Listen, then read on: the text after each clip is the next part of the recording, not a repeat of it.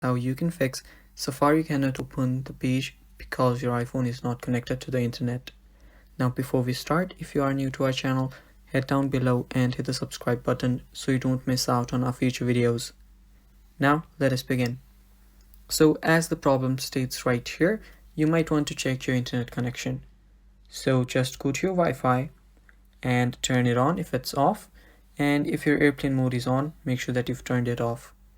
After doing that, just check your Safari after you've connected to the internet, and if the problem is still there, what you need to do is you need to go to your settings, and after you go to your settings, you need to search for Safari.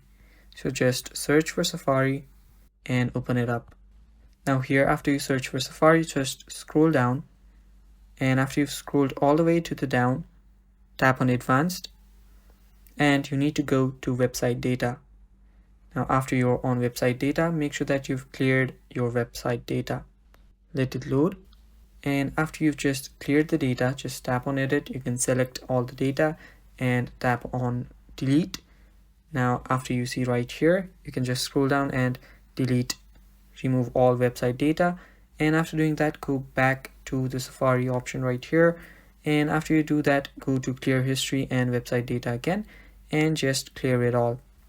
And after you've cleared it all, just go back to Safari and try to connect to it again, and it should be working.